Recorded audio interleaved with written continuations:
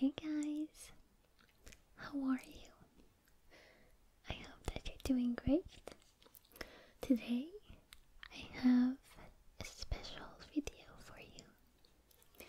Something that I've never done before, but it was a request from a viewer, and it was telling you some scary stories, reading to you some scary stories. And I actually wanted to do this on Halloween, but I couldn't find any good scary stories. So I told him, if you can find some good ones, then I'll read them. And he sent me a link. And I haven't read the stories yet. I thought we could discover them together, so I'm kind of trusting him. So I hope they're good. I'm personally not scared of ghosts and things like that, like fake things. Well, I don't believe in ghosts, so these things don't scare me. I'm kind of more scared of real things. Well, things that aren't even scary, but like let's say finding someone dead. That would be scary, but there's nothing to be scared of because there's no danger really. But or the typical like someone trying to kill you. Of course, that would scare me. So yeah, let's read them together. And I just want to let you know I won't like scare you during the video. Like I'm not gonna, I don't know, like have something pop up or anything like that. If I show you something, then I'll tell you in advance. So yeah, I'm just gonna read stories to you. I hope that you enjoy. So I'll have a link down below to the stories. It's by the Huffington Post, and there are 12. I think I'm gonna try to read them all. They don't seem too long, and they have some gifts which might scare you. The only one that's kind of scary to me is this one. I'm gonna show it to you, so if you're scared, it's like a devil thingy.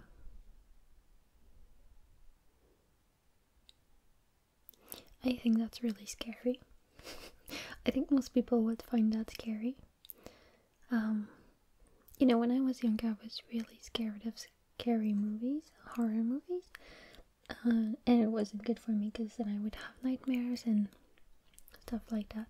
So what I did is I would just imagine like the set with the actors and the makeup and everyone behind the camera, basically, like the lighting and all of that, and it just wasn't scary anymore.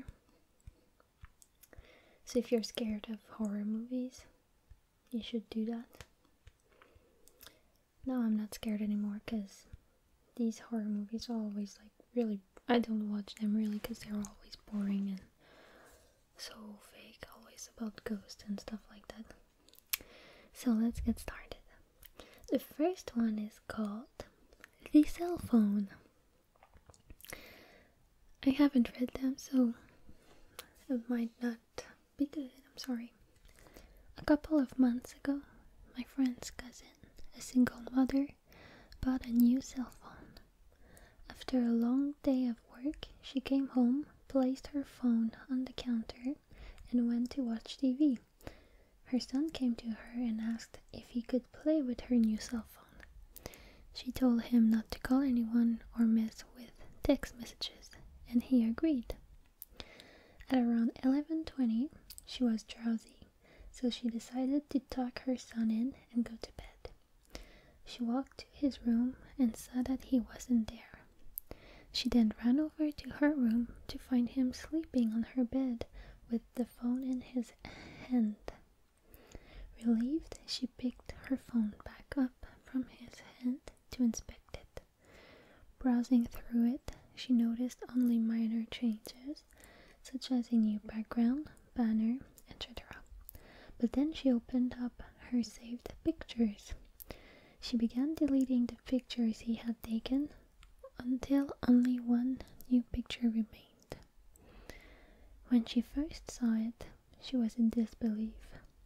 It was her son playing on her bed, but the picture was taken by someone else above him, and it showed the left half of an elderly woman's face.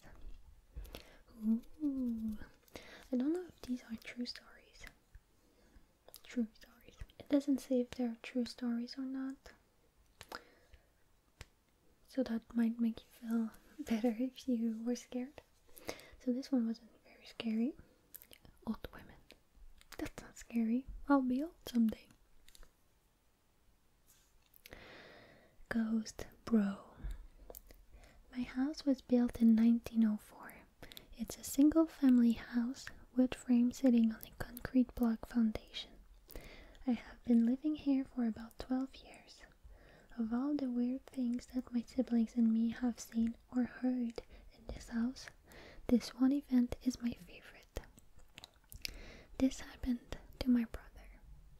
About 10 years ago, my brother and his best friends had started a garage band playing mostly Spanish rock, alternative music, but in Spanish. His friends could only get together on Sunday afternoons. They would practice into the early evening, and they would usually call it quits by 8 p.m. This was the time I usually showed up and went to bed because I worked the graveyard shift. This happened in late fall, so the days were getting shorter. They had just finished a long session when the decision to head to someone else's house came about. My brother handed his car keys to his buddy so they could load up the equipment.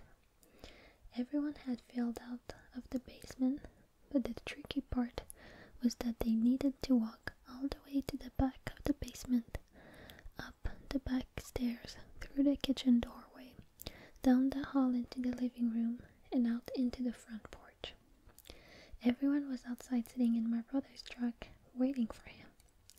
My brother was walking up the back stairs when he remembered that he had left his pancakes in a to-go container sitting on a speaker in the basement. He made the decision to go back. Now, the basement is not clean with full sight lines. There had been partitions made, and the boiler and the main heating unit are right smack in the middle. So after my brother walks back, he is about to retrieve his food container when out of the corner of his eye he sees it. It's a shadowy figure right at his peripheral vision. This feeling of dread and uneasiness washed over my brother. We had been taught that if you are in the presence of a spirit or ghost, and you felt a bad vibe, to say quick prayer or to cuss at it. My brother chose the latter. He basically just told it, "Hey, fuck you, I don't have time for this shit." My brother started to walk to the back of the basement and briskly up the stairs, closing doors and turning off lights as he was walking out. The last light switch is on the opposite side of the front door. Luckily, the door was open and the light from the street lamp was flooding the living room with its amber light. My brother said he felt something at his back, but at no point did he turn around. As he flicked the last switch, the living room went dark, as did the rest of the house. As he stepped out, he pulled on the door, closing it behind him, still holding his food container. In one hand, he jogged down the few porch steps. He walked towards the front gate. Our house resides far from the main street, essentially having a large front yard, but no rear garage. As he closed the gap between himself and his friend, laden truck, he kind of smiled and thought things over his head, mad at himself for spooking out when there was no reason. He climbed into the driver's side of the truck, putting on his seatbelt and getting ready to pull out of the parking spot directly in front of the house, when one of his friends asked, Hey, wait, what about your brother? Isn't he coming with us?" My brother answered, "What do you mean? He went to work early tonight. He's already gone. Do you see his car anywhere?" The next question they asked So then who was walking behind you when you were leaving the house? Scary.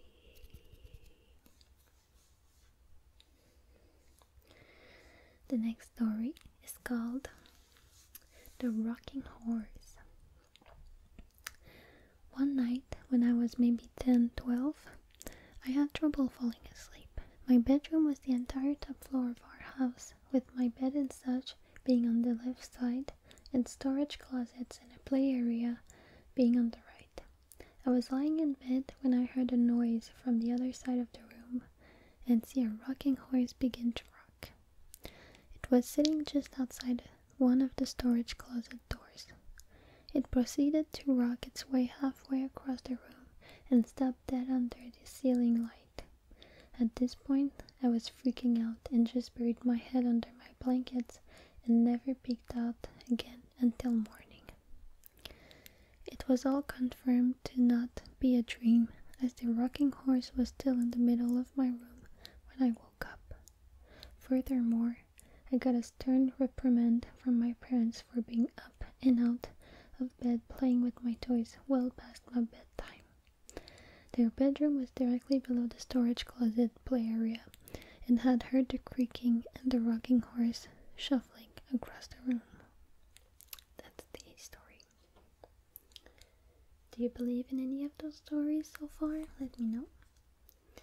The next story is called The Following. I think that's the one with the scary gif.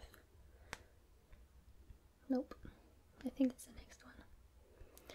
The Following. My older sister has a ghost that followed her around for years. I lived with her once for about 3 months, and so much weird stuff happened in that time. All my sister would say to me when I mentioned it was that her ghost didn't like me being there. Things like going to bed with everything locked up and switched off, and waking up in the morning with the back door open, lights on, and the kettle switched on. One night, my sister and I were getting ready to go out, and I'd asked to borrow her liquid foundation. I used it and put it back where she kept her makeup. 10 minutes later, she's asking me for it, and it was nowhere to be seen. She accused me of taking it and made me buy her a new one, and refused to listen to my side of the story. About a year or so later, when she was packing to move to a new house, she found the makeup in a shoebox with some old letters. The shoebox was in a zipped up suitcase that was underneath her bed. But probably the most scared I ever felt was one afternoon when I was the only one in the house, which never happened as 4 other people lived here. I'd arrived home from work and headed straight to the bathroom. All the doors, windows, etc. were closed. I was standing in the bathroom and started squeezing a pimple on my chin when a female voice in the hall said, "Stop picking your zits." It was loud enough and sounded real enough, and at that time I thought it was my sister. So I laughed, told her to fuck off, and asked her what she was doing for dinner. No answer. I stuck my head out into the hall. No one there. I searched the house top to bottom, and there was no one home. I sat out on the front porch until someone else got home because I didn't want to be in there alone. Okay, that's the one with the scary gif. I don't like it. This one is called Annie96 is Typing. This is much more of an interactive experience than anything else on the list. As you read through this WhatsApp conversation, you have to manually click enter to make each new message appear. It's as close to a text-based horror movie you'll find. What? Oh, okay, you have to click the link to see the story, but I don't feel like it, so we'll skip to the other one. The next story is called The Whispers. Is this an ASMR scary story? This is a story I do not often tell. I I promise sincerely that this has scarred me for life, and although I have looked into psychological explanations for what I heard and natural explanations for what occurred, they remain unsatisfactory. When I was a child, I was scared of the dark. I swore to my mother I heard voices in it. They were not evil, but they were not familiar, and so they scared me. It was not uncommon in the middle of the night for me to wake up and hear whispers, as I would call them, when asking my mom. She figured they were just bumps in the night and typical kid's nightmare material. I tried often to explain to her that it was more than that they sounded different from one another, the way people's voices do. On some nights, I would get so scared from these whispers that I would sleep in my mom's bed with her. It was an added bonus that the bathroom was directly outside of her bedroom door for my late night tinkles. I should add at this point that when walking out into the hall to go to the bathroom, you look directly down the stairs that would lead you into my living room on the first floor, as my mom's bedroom was on the second floor. On one such night around Christmas, I awoke and felt the need to relieve myself. I walked out from the door and distinctly heard the phrase, "Look," and to my astonishment, a red light, almost like a spotlight, was cast upon the wall at the very bottom of the stairs. The light had no other source, it was by itself, and it was transfixed by it. Being a little kid, and it only being a few days from Christmas, I knew that this light was. It was Santa. How else could he get into my house to know I was being a good boy?